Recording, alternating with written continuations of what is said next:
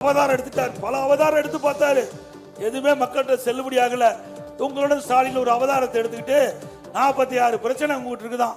இது வரைக்கும் இந்த 46 பிரச்சனை இந்த கவர்மெண்ட்டுக்கு தெரியல, இந்த முதலமைச்சருக்கு தெரியல. இப்பதான் மக்களுடைய 46 பிரச்சனையை அறிஞ்சு இன்னும் 8 மாத காலம் தான் இருக்குது இந்த ஆட்சிக்கு. இப்ப வீடு வீடா வந்து அரசு அதிகாரிகள் இந்த 46 பிரச்சனை ஏதாவது இருந்தா சொல்லுங்க, நாங்க சொன்ன உடனே அரசாங்கத்துக்கு தகவல் கொடுத்து இந்த 45 நாள்ல தீர்க்கிறேன்னு சொன்னீங்க. இதை நம்பலாமா?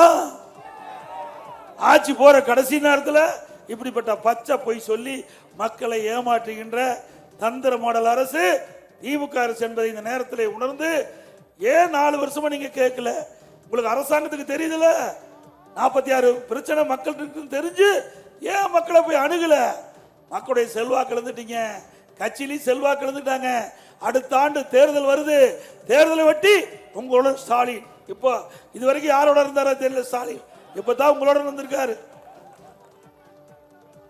எனவே அனைத்து இந்திய அண்ணா திராவிட முன்னேற்ற கழகம் மக்களுடைய எண்ணங்களை நிறைவேற்றுகின்ற கட்சி.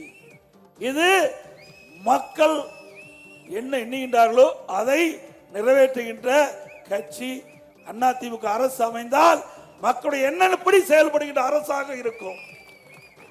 30 ஆண்டு காலம் அனைத்து இந்திய அண்ணா திராவிட முன்னேற்ற கழகம் தமிழ் மொழியில ஆட்சி செய்தது. அந்த காலகட்டத்தில் மக்களுக்கு என்னென்ன திட்டங்கள் வேணுமோ அத்தனை செஞ்சோம்.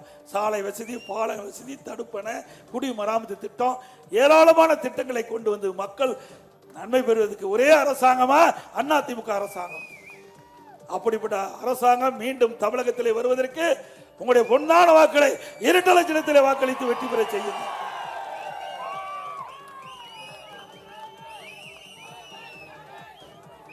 மக்களை காப்போம், தமிழகத்தை மீட்போம்.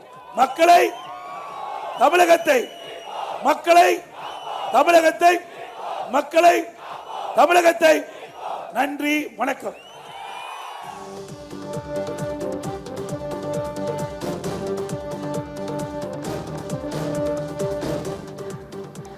நேயர்களே, மக்களை காப்போம் தமிழகத்தை மீட்போம் என்ற பெயரில் எழுச்சி பயணம் மேற்கொண்டிருக்கக்கூடிய அதிமுக பொதுச் செயலாளர் எடப்பாடி பழனிசாமி தற்போது தஞ்சை ரயில் நிலையம் அருகே பொதுமக்களிடையே உரையாற்றி அந்த காட்சிகளை நாம் தற்போது பார்த்தோம்.